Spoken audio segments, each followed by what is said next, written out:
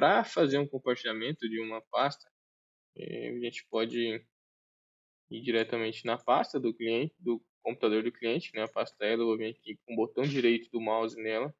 Eu posso vir conceder acesso a pessoas específicas. Normalmente, dentro de uma rede do cliente, a gente acaba colocando todos, igual está aqui no meu computador, né? Se eu remover, vou vir aqui nessa opção aqui em cima, vou clicar em todos, ou digito direto, adiciono, e qual a permissão que vai ter, né? Qual a permissão que todos vão ter? Se vai ser somente de leitura dos arquivos que estão dentro dessa pasta, ou se eu vou dar permissão de leitura e gravação. Então, eu marcando leitura e gravação, todo mundo que está dentro da minha rede, dentro do mesmo grupo de trabalho que eu, ele vai conseguir estar acessando o meu computador, a pasta que eu compartilhei para eles e fazendo alterações nela, certo? Também existem configurações que a gente precisa fazer para não ficar pedindo senha. Essa configuração fica também lá no painel de controle. Central de rede e compartilhamento. Eu tenho que alterar as configurações avançadas de compartilhamento. As configurações de compartilhamento avançadas, no caso, né? Lá embaixo eu vou ter a opção aqui, o compartilhamento protegido por senha. Pode mudar um pouco o design da tela do Windows 10, que é o que eu estou usando aqui, para o Windows 11, mas vai ser o mesmo local que você vai conseguir encontrar, tá? Sempre na central de rede de compartilhamento.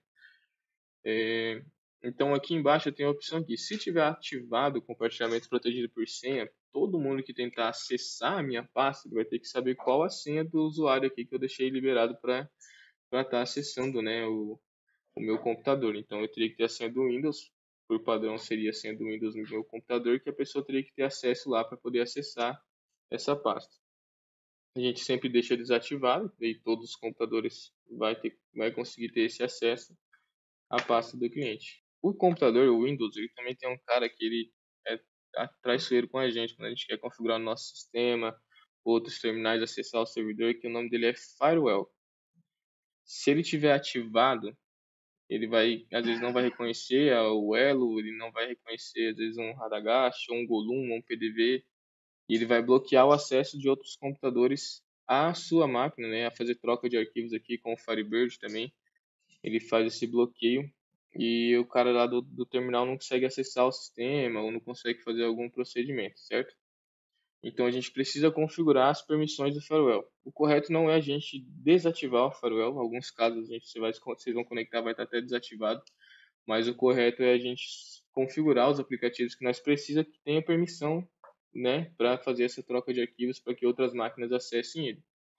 Então, se eu procurar aqui no painel de controle também, ícones pequenos mesmo aqui, né, exibição, Windows Defender Firewall. Aqui no Windows Defender Firewall, no caso do meu aqui, está desativado, mas lá no cliente ele vai estar assim, ativado, certo? E a gente vai vir aqui nessa opção de permitir um aplicativo ou recurso através do Windows.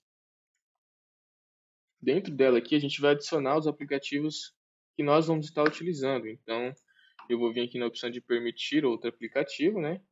Vou procurar aqui o que eu preciso permitir que faça essa troca. O Firebird. Então, lá em arquivos e programas, Firebird 2.5, na pasta bin, eu tenho aqui o FB Server, que é o Firebird, né, o servidor do Firebird, que vai estar fazendo a troca de arquivos do Elo dentro da rede dele. Então, preciso dar permissão no servidor para que o firewall não bloqueie o mesmo.